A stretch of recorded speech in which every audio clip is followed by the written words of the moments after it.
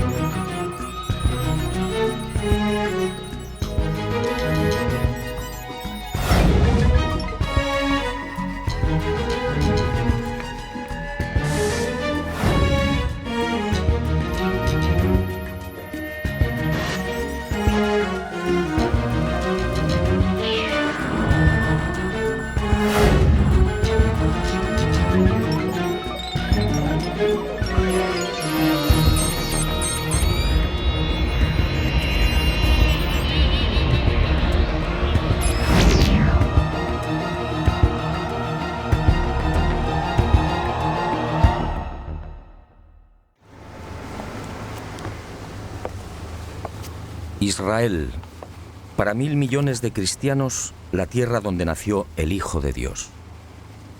Así lo reflejan la historia y la tradición. Una historia y una tradición, como iremos viendo, repletas de errores y manipulaciones. Este sencillamente es mi objetivo: mostrarle cómo los hombres, voluntaria o involuntariamente, han llegado a tergiversar las palabras del Maestro y muchos de los sucesos que lo rodearon. Y he dicho bien, tergiversar. Es decir, interpretar erróneamente. Todo un cúmulo de tergiversaciones que ha maquillado y deformado su mensaje, su figura e incluso a cuantos lo acompañaron. Pero empecemos por el principio. María y José, padres terrenales de Jesús, viajan desde Nazaret a Belén obedeciendo la orden de Augusto, el emperador romano. Todos los súbditos deben empadronarse. Corría el año -7 de nuestra era. Y al llegar a la aldea de Belén, María dio a luz a su primogénito. Con este feliz acontecimiento nacería también el primer gran error de esta historia. Un error que todavía arrastramos y que prácticamente no tiene solución. Durante siglos la cristiandad consideró y todavía considera que aquel nacimiento tuvo lugar en el año 0. Grave error. Todo se debió a un lapsus cometido por un monje del siglo VI, Dionisio el Exiguo. En 1582, cuando el Papa Gregorio XIII emprendió la necesaria reforma del calendario de Julio César, se fió de los cálculos de este buen monje, estableciendo el nacimiento de Jesús en el referido año 0. En el siglo XX, historiadores, exégetas y astrónomos descubrirían que Jesús nació mucho antes. La clave se llamó Herodes el Grande, el rey que gobernó Palestina hasta el año -4 de nuestra era. Al fijar la fecha de la muerte de Herodes el 13 de marzo de dicho año -4, los especialistas comprobaron con espanto cómo el calendario actualmente en vigor se hallaba total y lamentablemente equivocado. Amén de que el año 0 como tal no existe, es perfectamente sabido que Jesús nació bajo el reinado del sanguinario Herodes. Y es igualmente conocido que dicho rey ordenó la matanza de los niños varones menores de 2 años de edad de Belén y su comarca. Esta trágica circunstancia sitúa el nacimiento del Maestro en los años -6 o -7. En otras palabras, si los cálculos de Dionisio el Exiguo hubieran sido rigurosos, hoy estaríamos en el 2008 o en el 2009.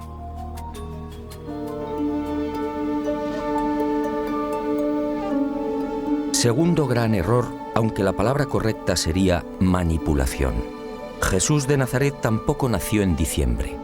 En esta ocasión, el invento procede del siglo IV o quizá del V. Cuando se investigan las condiciones meteorológicas de Belén, salta a la vista que entre noviembre y marzo resultan tan crudas que ningún pastor se arriesga a conducir sus rebaños por las colinas próximas. Las temperaturas pueden descender hasta 5 y 10 grados bajo cero. Pero hay más. En aquel tiempo, cuando José y María viajaron hasta Belén, este tipo de desplazamientos, a pie o con animales, se desarrollaba siempre en época seca, jamás en temporada de lluvias. José y María, por tanto, tuvieron que llegar a Belén entre mayo y octubre.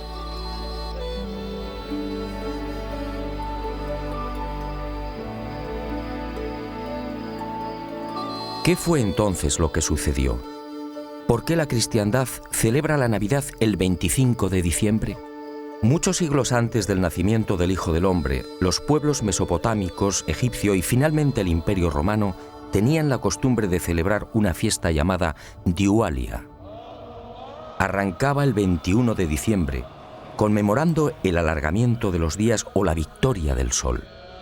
A partir de esa fecha, en efecto, el sol vence y las jornadas diurnas se alargan progresivamente. Y aunque no existen datos concretos al respecto, los historiadores apuntan a Constantino como el emperador que admitió el cambio, sustituyendo la fiesta pagana del sol invicto por la del nacimiento de Jesús, el verdadero vencedor de las tinieblas. Y a pesar de la dura oposición de la Iglesia Oriental, que se negó a admitir la fecha, la manipulación fue aceptada. Hoy muy pocos saben que este cambio obedeció a una maniobra política destinada a eclipsar una celebración pagana. Otra aberración del régimen de Constantino, el primer gobernante que aceptó el cristianismo como religión oficial.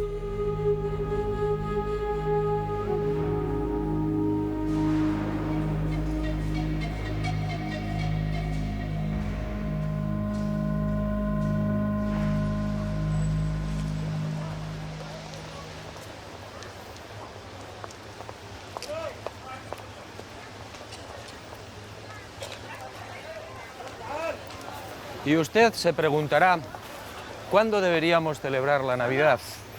Hace años recibí una información privilegiada en la que se revela que Jesús de Nazaret nació a las 12 del mediodía de un 21 de agosto. Esa al parecer sería la fecha exacta. Un aniversario que obviamente celebramos muy pocos.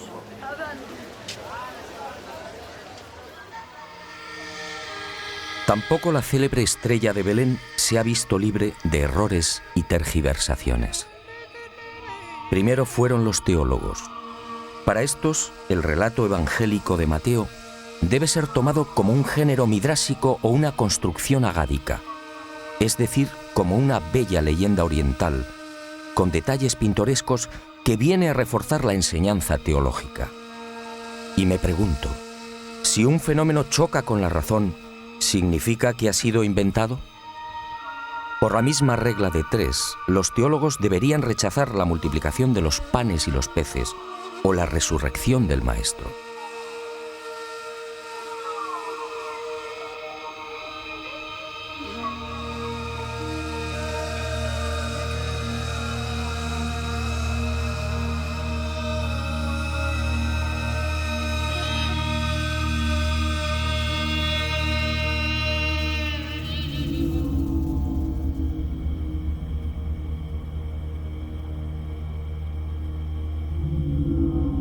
Después, a la miopía de los teólogos se sumó la de los astrónomos. Durante un tiempo, basándose en las ideas de Orígenes, la estrella que condujo a los magos fue explicada con la hipótesis de un cometa. Y en 1603, Kepler aportó otra teoría astronómica que sigue en vigor.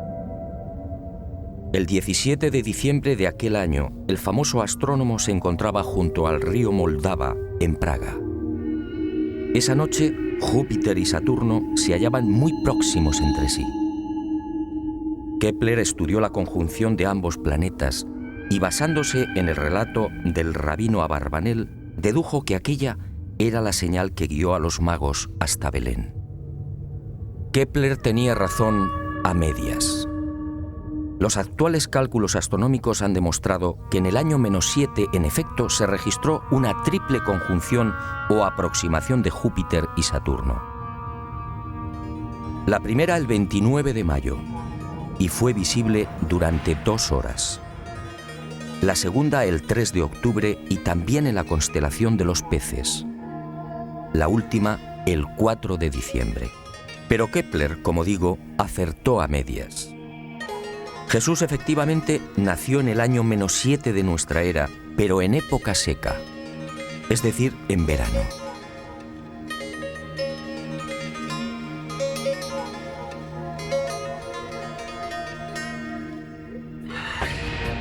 De las 3 conjunciones registradas por la astronomía, solo la primera, la del 29 de mayo, encajaría en la hipótesis de Kepler y de los astrónomos modernos.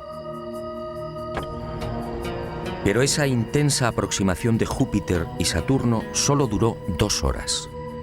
Y me pregunto, si el viaje desde Ur de Caldea hasta Belén podía tener una duración aproximada de 3 meses, ¿cómo llegaron los sacerdotes y astrólogos caldeos hasta el lugar donde se hallaba el niño?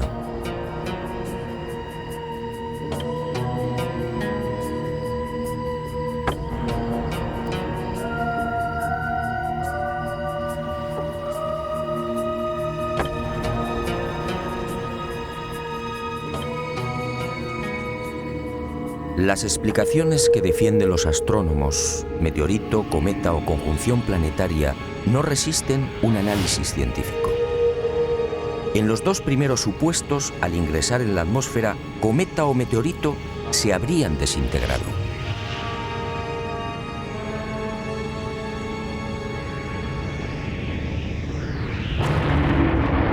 En el caso de una conjunción, como hemos visto, la duración de la misma es mínima. Además, ¿qué clase de conjunción podría guiar a los magos si el viaje, como era habitual en aquel tiempo, se desarrollaba de día?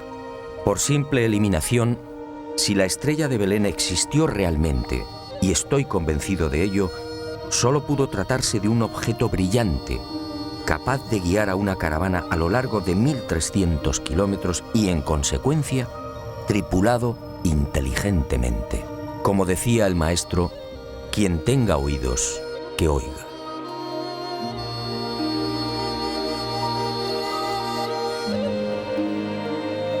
La teología moderna tampoco se siente cómoda con la matanza de los inocentes.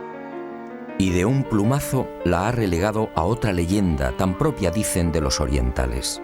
¿Es que Herodes el Grande, responsable de los asesinatos de los bebés, no era capaz de una crueldad semejante? Echemos un vistazo al historial delictivo del odiado edomita, como lo llamaban los judíos. En el año 39 a.C. asedia Jerusalén y acuchilla a miles de hebreos. A partir del 37, también antes de Cristo, el gobierno de Herodes se convierte en una pesadilla. Ajusticia a 45 partidarios de Antígono y a decenas de ancianos del Consejo Supremo. Los recelos alcanzan incluso a su propia familia.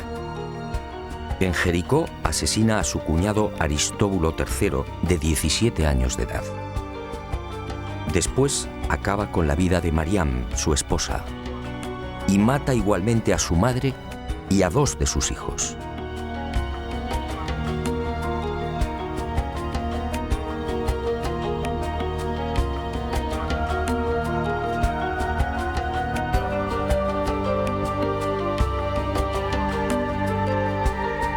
Herodes, por supuesto, era capaz de un infanticidio y de mucho más.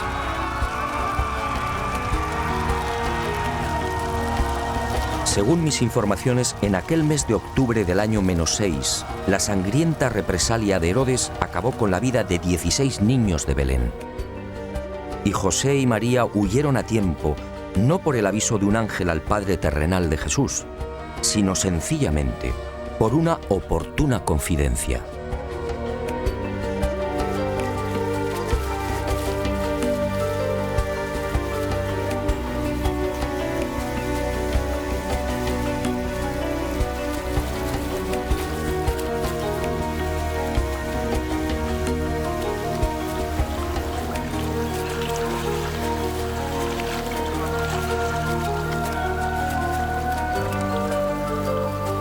los escritores sagrados apenas hacen mención de la estancia de José y María en la ciudad egipcia de Alejandría. Aquí vivieron durante 2 años.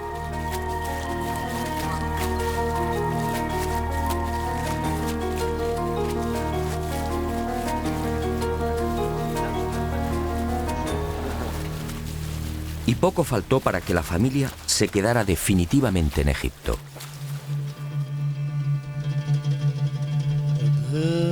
Pero en el año -4 deciden regresar a Belén. Y surge un nuevo conflicto ignorado por los evangelistas. ¿O fue ocultado deliberadamente? A lo largo de toda su vida, María equivocó la misión de su hijo. Para aquella mujer, Jesús no era otra cosa que el Mesías libertador. Un líder político que debería liberar a su pueblo de la opresión romana. Y fuertemente influenciada por esta creencia, la madre del Galileo trató de fijar su residencia en Belén. De esta forma, al hallarse tan cerca de Jerusalén, las posibilidades del hijo en esa supuesta carrera política serían más sólidas y prometedoras que en la oscura y perdida aldea de Nazaret. José se opone y finalmente triunfa el sentido común. El sucesor de Herodes el Grande, el no menos sanguinario Arquelao, no inspira confianza a José y ese mismo año -4 se instala definitivamente en Nazaret. Jesús contaba 3 años de edad.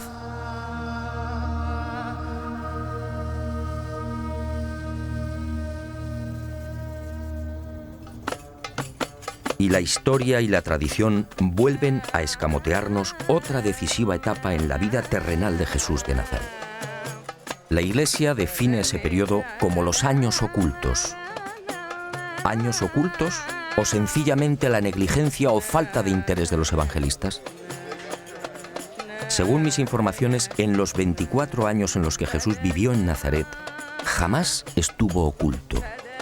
Aquí vio crecer a sus hermanos, 8 en total: Santiago, Miriam, José, Simón, Marta, Judas, Amós y Ruth. Aquí aprendió varios oficios. Aquí, a los 14 años tras la muerte de José, se convertiría en el cabeza de familia. Aquí rechazaría la invitación para enrolarse en las guerrillas celotas contra Roma. Aquí, sobre todo, nacerían sus primeras grandes dudas. ¿Quién era realmente? ¿Cuál era su destino? Solo Lucas hace una leve alusión a esos años supuestamente ocultos y secretos.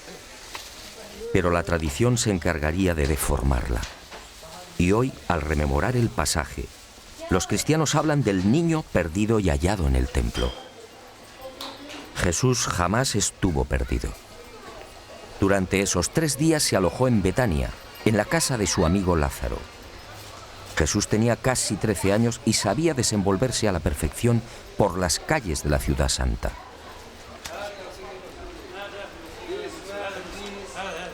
Y en este cúmulo de errores y despropósitos, algunos exégetas y teólogos van más allá y afirman que Jesús en realidad era analfabeto.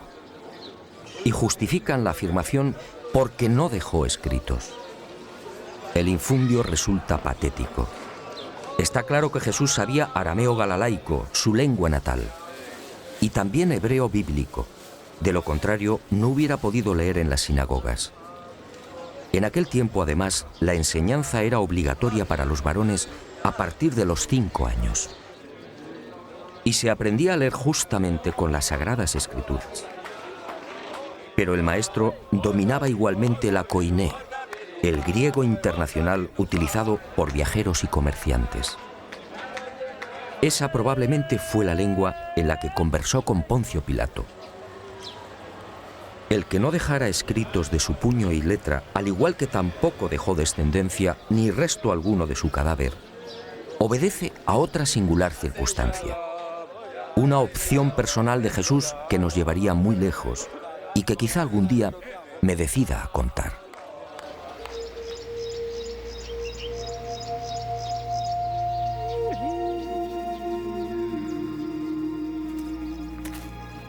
El maestro abandonó Nazaret a los 27 años. Corría el año 21 de nuestra era. A partir de ese momento, Jesús de Nazaret emprende una fascinante aventura. El sueño de su vida: viajar. Según mis noticias, durante un primer año, el maestro, siempre de incógnito, se embarca en una apasionante gira por el Mediterráneo y parte de Oriente. Tras visitar Jope y Cesarea, se dirige por mar hacia la ciudad egipcia de Alejandría. Aquí permanece un tiempo. Visita la célebre biblioteca y contempla las pirámides de Giza.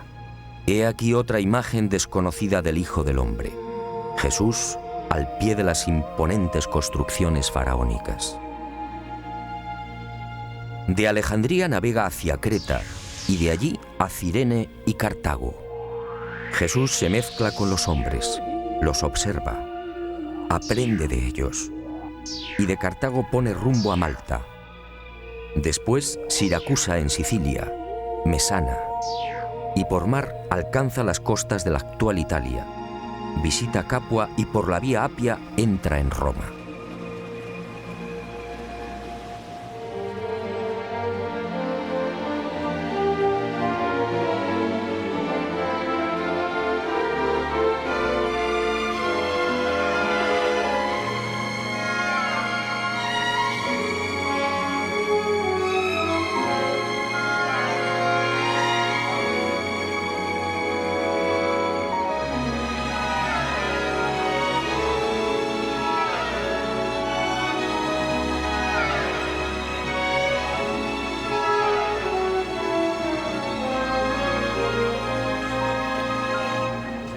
Nadie imagina hoy a Jesús de Nazaret caminando o sentado en las gradas de este formidable Coliseo romano.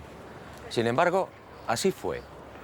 Durante su estancia en la Roma del emperador Tiberio, el maestro disfrutó también de los juegos y de la belleza de la capital del imperio. Aquí escuchó a los más insignes filósofos de la época y siempre de incógnito adelantó parte de su mensaje. Un mensaje que causó sensación entre los romanos, pero nadie supo quién era aquel brillante orador. Años más tarde, cuando Pedro y Pablo arribaron a Roma, quedaron sorprendidos. Un nutrido grupo de romanos sabía ya del gran mensaje de igualdad que había predicado el maestro, pero la historia y la tradición jamás lo contaron.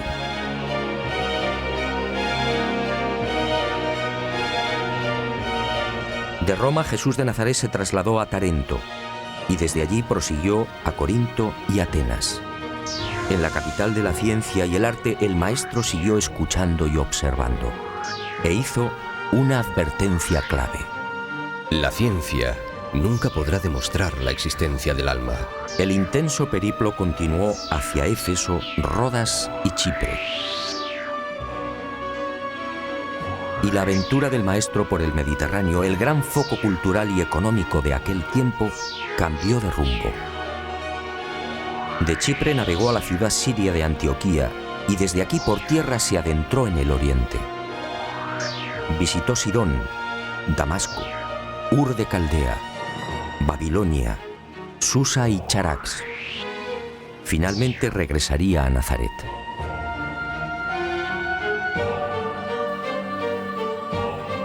Meses más tarde, cuando Jesús estaba a punto de cumplir 29 años, emprendería una segunda y no menos apasionante gira. Un largo viaje que lo llevaría desde Jerusalén hasta el remoto lago Urmia y la región suroriental del actual mar Caspio. Un viaje en el que Jesús se mezcló con las razas orientales y en el que, igualmente de incógnito, observó y escuchó a sus criaturas. Otra de las grandes y misteriosas razones de su encarnación: conocer de cerca a los que él mismo había creado.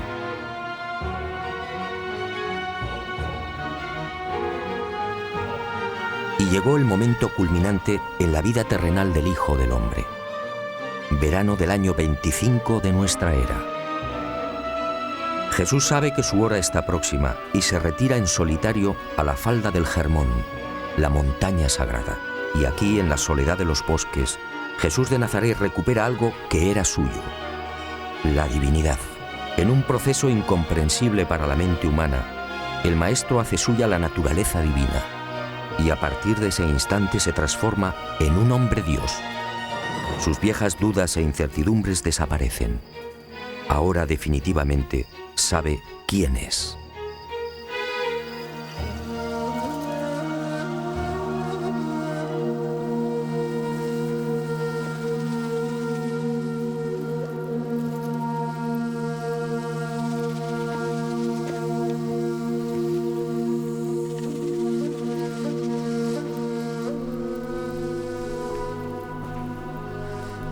Inexplicablemente, ese histórico momento en el Germón fue silenciado. Ninguno de los evangelistas acertó a explicar en qué lugar y en qué instante se produjo el fascinante suceso del reencuentro del Hijo del Hombre con su naturaleza divina. Como tampoco escribieron nunca sobre esta cueva, una gruta jamás filmada y que fue escenario de otro acontecimiento singular. Sígame y se lo contaré. Planeta Encantado ha localizado esta importante y desconocida gruta y se la ofrece en rigurosa exclusiva. Es posible que algún día este lugar sea considerado como un notable centro de peregrinaje.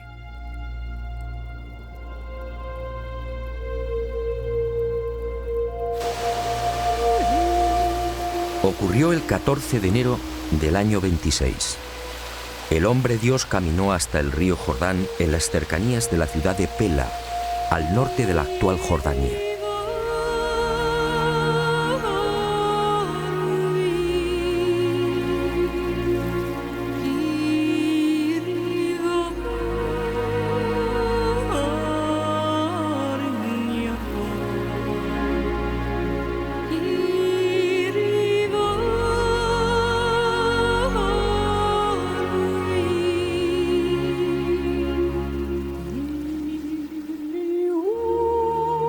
Aquí fue bautizado por Juan y de inmediato se retiró al desierto.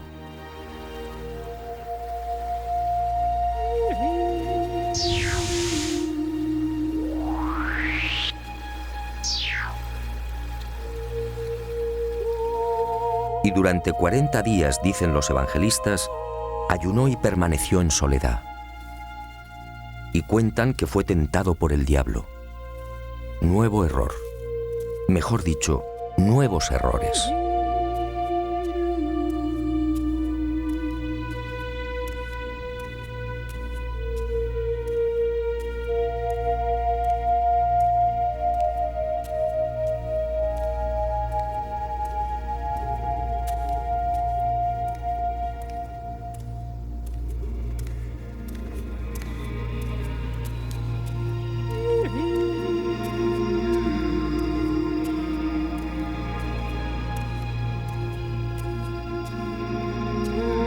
Jesús se retiró hacia el este, sí, pero no al desierto.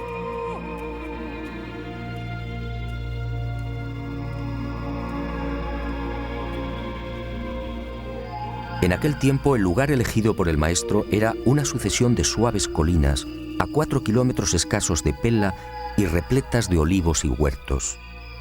Y tampoco ayunó. Esos 40 días transcurrieron en las cercanías de una aldea, Bet-Idz, hoy desaparecida. El Maestro convivió con sencillos beduinos. Desde la cueva que le sirvió de refugio, se alejaba cada día hasta la soledad de los olivares.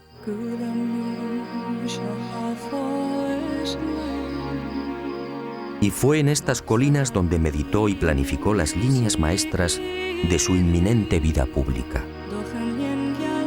Aquí tomó importantes decisiones sobre lo que debía hacer y lo que debía evitar.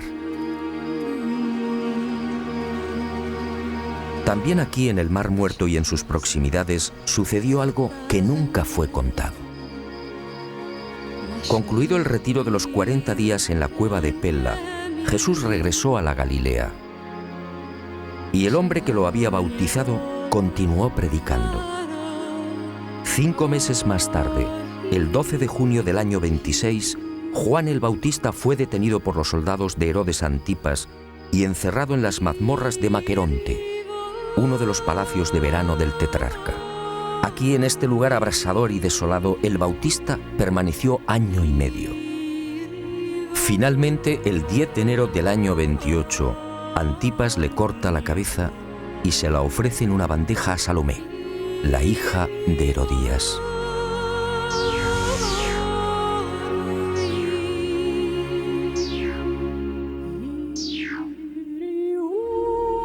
Hasta aquí la historia conocida. Pero en ese año y medio, mientras el primo lejano de Jesús se consumía en los sótanos de Maqueronte, ocurrió algo que los evangelistas prefirieron ignorar. Es un hecho que Juan el Bautista alcanzó un notable eco entre los judíos. Muy pronto se vio rodeado de un grupo de fieles discípulos, y entre estos, un personaje que pasaría a la historia años después: Judas Iscariote. Y durante el tiempo de prisión, los discípulos del Bautista acudieron en varias oportunidades a las orillas del mar de Tiberíades, solicitando a Jesús que intercediera por su primo. Uno de esos hombres fue Judas, pero el Maestro no movió un dedo en favor del Bautista. Y surgieron conflictos entre los primeros discípulos del Galileo y los seguidores de Juan. Conflictos y disputas que se prolongarían incluso después de la muerte del Anunciador. He aquí una de las razones que alimentaría de antiguo el resentimiento de Judas hacia el Maestro. Nada de esto fue contado, quizá para no dañar la imagen de Jesús o quizá la del Bautista.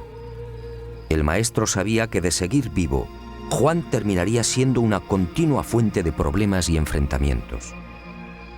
En consecuencia, aunque parezca cruel, el Hijo del Hombre dejó que el destino siguiera su curso. He dudado a la hora de incluir este pasaje, pero esa misteriosa fuerza que siempre me acompaña me exige ser valiente.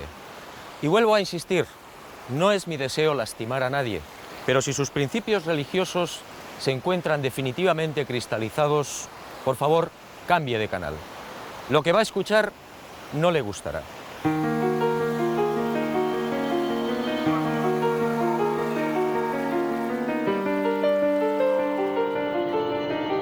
Fue aquí, en este hermoso lugar, donde el evangelista sitúa la supuesta fundación de la Iglesia. Y he dicho bien, supuesta. Mateo dice: Y yo a mi vez te digo que tú eres Pedro, y sobre esta piedra edificaré mi iglesia, y las puertas del infierno no prevalecerán contra ella. A ti te daré las llaves del reino de los cielos, y lo que ates en la tierra quedará atado en los cielos, y lo que desates en la tierra quedará desatado en los cielos. Extraño, sí. ¿Fundó Jesús una iglesia? De haber sido así, millones de seres humanos habrían quedado al margen de su mensaje y de la esperanza. No, este no era el estilo ni el pensamiento del Hijo del Hombre. Las palabras del Maestro en este lugar fueron otras. No se dirigió a Pedro, sino a los 12, y dijo: Yo os declaro que sobre vuestros corazones edificaré la hermandad espiritual del reino de los cielos, y sobre esta roca espiritual levantaré el templo de las realidades eternas del reino de mi Padre. Ninguna fuerza prevalecerá contra esta fraternidad espiritual. Después de la resurrección de Jesús de Nazaret, Pedro sería elegido líder indiscutible de la naciente organización. Y alguien, al redactar los evangelios, reafirmó el liderazgo falseando el pensamiento y las palabras del Maestro.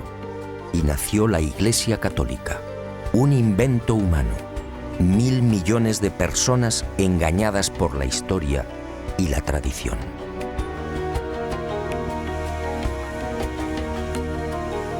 Y las manipulaciones prosiguieron sin el menor rubor, algunas incluso atentando contra la transparente personalidad del Hijo del Hombre. ¿Quién en su sano juicio puede imaginar a Jesús de Nazaret levantando un látigo contra los cambistas del atrio de los gentiles en el templo de Jerusalén? Solo un necio o alguien que no hubiera conocido al Maestro podría dibujar una escena semejante. Aquel lunes 3 de abril del año 30, el Galileo se hallaba en el templo, sí, pero los hechos fueron muy diferentes. Jesús predicaba a la multitud y fue interrumpido en varias oportunidades por las discusiones y peleas entre cambistas y clientes.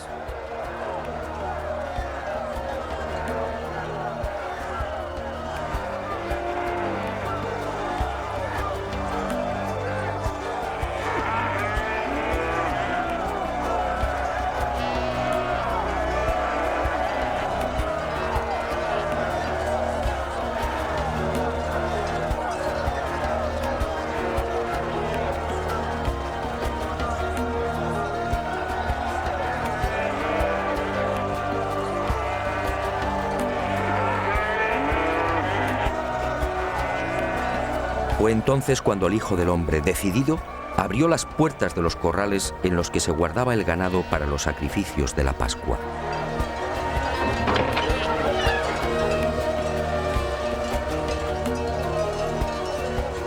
Y fueron bueyes, ovejas y carneros los que, azuzados por Jesús, derribaron las mesas provocando el caos. Un desastre, por cierto, aplaudido por buena parte del pueblo judío, que no veía con buenos ojos aquel injurioso comercio en la casa de Dios.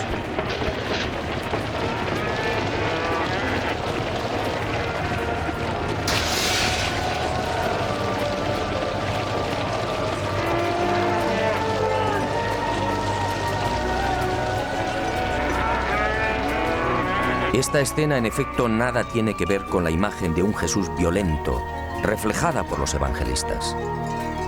Aquel hombre Dios jamás utilizó la fuerza.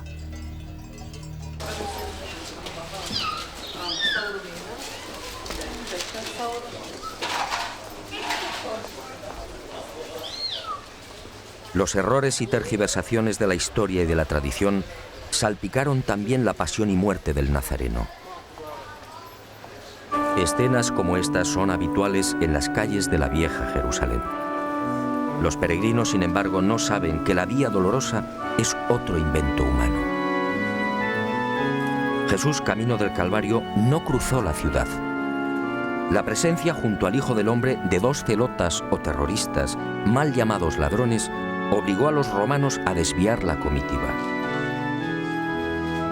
Y por seguridad, evitaron las concurridas callejuelas de la ciudad santa, alcanzando el Gólgota por el norte y a campo a través.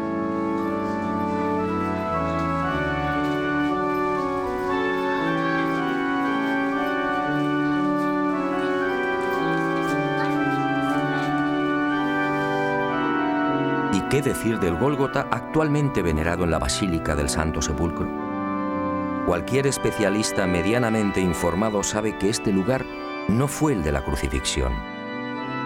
La tradición, una vez más, no fue rigurosa.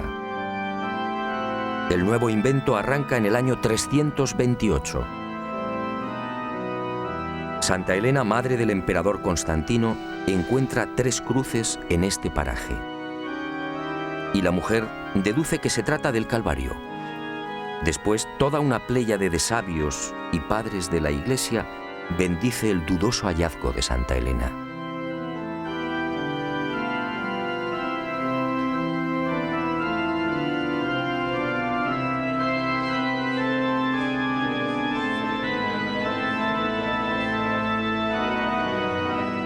Dudoso sí por 3 importantes razones. En primer lugar, porque el Hijo del Hombre y los celotas no cargaron las cruces completas. Solo los patibulum, es decir, los maderos transversales.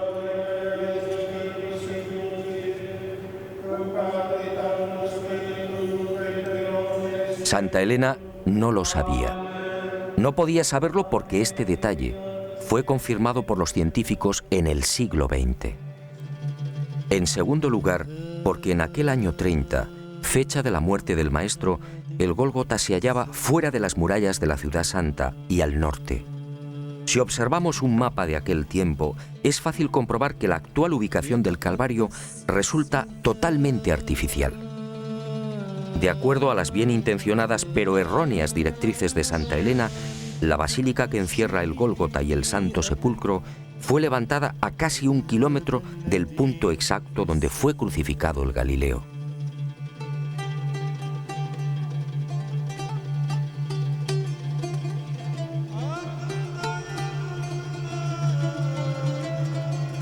Por último, el artificio de Santa Elena se vino definitivamente abajo cuando los arqueólogos judíos descubrieron los llamados túneles de los Asmoneos. En estas excavaciones aparecieron el pavimento de la Jerusalén que pisó el Hijo del Hombre y parte de los muros del segundo templo. Un enlosado construido por Herodes el Grande y situado entre 18 y 20 metros por debajo del nivel actual. En otras palabras, Santa Elena, los padres de la Iglesia y la tradición habían olvidado que Jerusalén fue destruida y vuelta a levantar al menos 20 veces.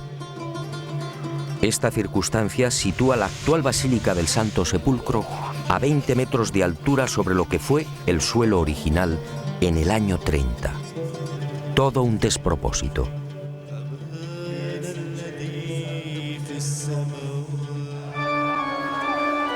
Pero todo esto en realidad poco importa.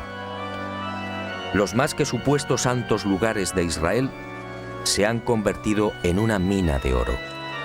Un simple dato: la familia árabe Museiba, propietaria del Santo Sepulcro, y las confesiones religiosas que lo custodian reciben cada mes alrededor de $1 millón en concepto de limosnas y donaciones.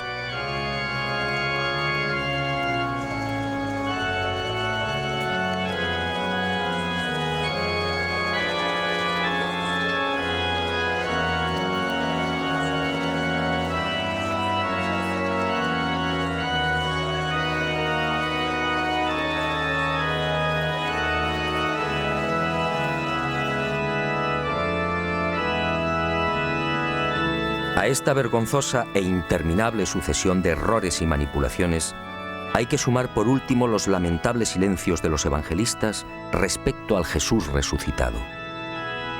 Los creyentes, una vez más, resultarían estafados. Los textos supuestamente sagrados apenas relatan 4 apariciones del Maestro después de su muerte, e ignoran el resto. En total, 19 presencias, ¿a cuál más importante?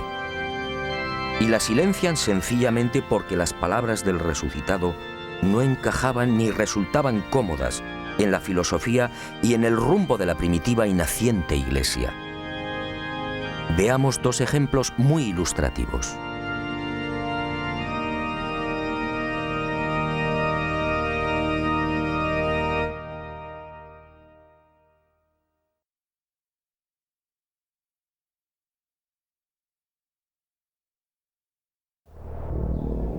Quinta aparición.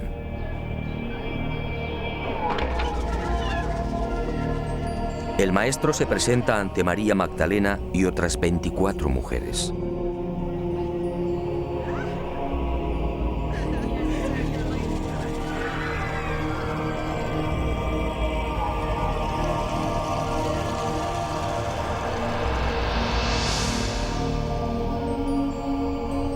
Y les dice: Vosotras estáis llamadas a proclamar la liberación de la humanidad por el Evangelio de la unión con Dios.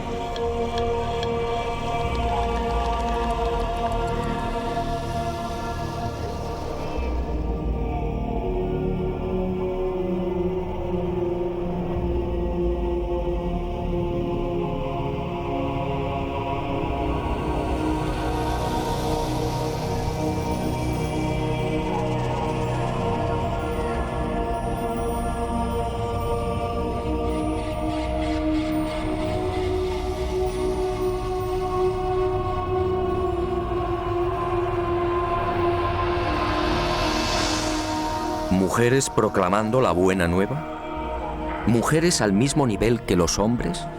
Pedro y el resto, inmersos en una sociedad machista en la que la mujer quedaba relegada a un segundo plano, no podían aceptarlo. Y el suceso fue censurado.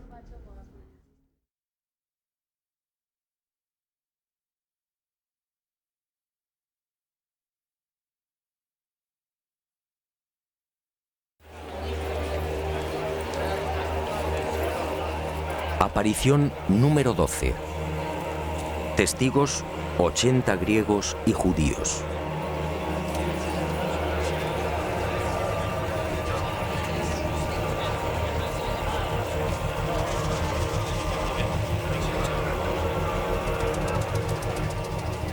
El resucitado se presenta ante ellos y dice: El Padre me ha enviado para establecer algo que no es propiedad de ninguna raza, nación, ni tampoco de ningún grupo especial de educadores o predicadores.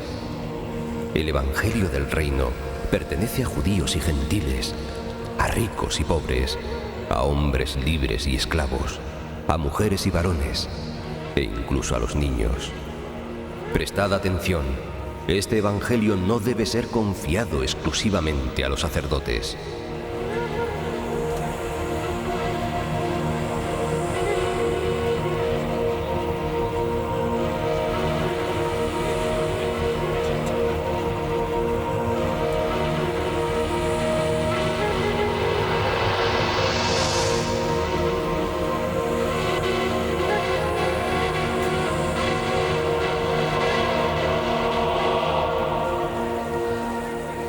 Sobra todo comentario.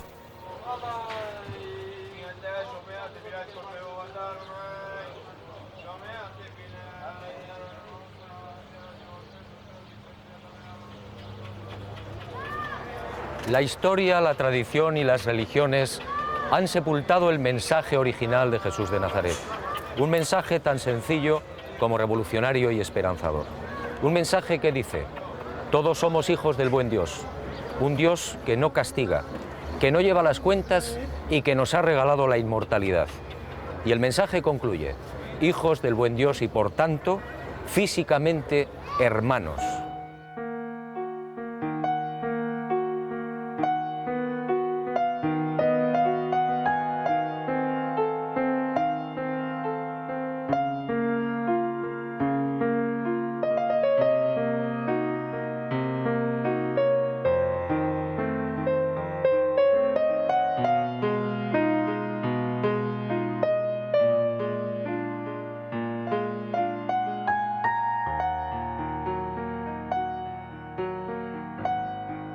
Y llegará el día en que este planeta encantado será un mundo apacible y luminoso.